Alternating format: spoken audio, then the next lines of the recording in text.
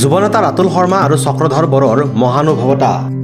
জটিল ৰোগত আক্ৰান্ত হৈ থকা গোৰেশ্বৰৰ ৰাজু বড়োৰ চিকিৎসাৰ বাবে সহায়ৰ হাত আগবঢ়ালে দুই যুৱনেতাই।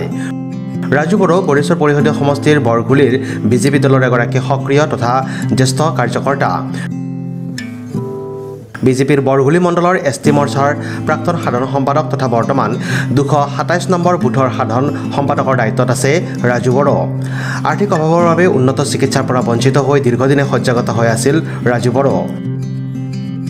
খবৰ পোৱাৰ মাত্ৰে আজি তৎপৰতাৰে ৰোগীগৰাকীক উন্নত চিকিৎসাৰ ব্যৱস্থা কৰে দুগৰাকী নেতাই। যুৱনেতা চক্ৰধৰ বড়োই ৰাজু বড়োক কিছু আৰ্থিক সাহায্য প্ৰদান কৰাৰ লগতে অসম চৰকাৰৰ যুৱ আয়োগৰ সদস্য ৰাতুল শৰ্মাই GMCHত উন্নত চিকিৎসা প্ৰদানৰ ব্যৱস্থা গ্ৰহণ কৰে।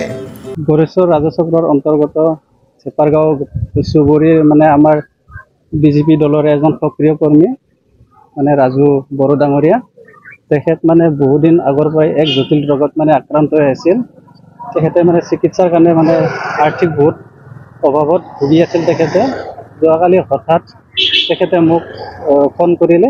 ফোন যোগে তেখেতে ক'লে আমাৰ স্থানীয় যুৱনেতা চক্ৰধৰ বড়োক তেখেতে অৱগত কৰিব দিলে। সেই মৰ্মে মই চক্ৰধৰ বড়ো ডাঙৰীয়াক অৱগত কৰিলোঁ ফোন যোগে।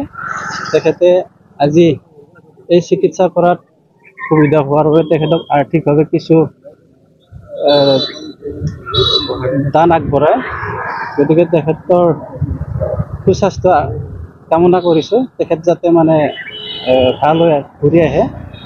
তেখেত আছিলে আমাৰ বিজেপি দলৰ বৰগুলি মণ্ডলৰ প্ৰাক্তন সাধাৰণ সম্পাদক আছিল এছটি মৰ্চাৰ, আৰু এতিয়া বৰ্তমান বুথৰ সাধাৰণ সম্পাদক হৈ আছে। আমাৰ গোৰেশ্বৰ ডেপাৰগাঁৱৰ ৰাজু বড়ো বুলি বিজেপিৰ কাৰ্যকৰ্তা। তেখেত দীৰ্ঘদিন ধৰি অসুস্থ হৈ আছে। তো তেখেতক আজি আমি গুৱাহাটী মেডিকেল কলেজত চিকিৎসাৰ বাবে যি আমাৰ অসম চৰকাৰৰ যুৱ আয়োগৰ সদস্য ৰাতুল শৰ্মা ডাঙৰীয়াই তেখেতক চিকিৎসা কৰাৰ বাবে ব্যৱস্থা কৰাই দিয়া হৈছে। তো লগতে আৰু আমাৰ যুৱ সমাজকৰ্মী চক্ৰধৰ বড়ো তেখেতো কিছু আৰ্থিক সাহায্য সহায় কৰিছে। তো সেয়েহে আজি আমি ৰাতুল শৰ্মাৰ নিৰ্দেশত ৰাজু বড়োক আমি GMCলৈকে আমি নি আছোঁ। Text report, news express, Assam.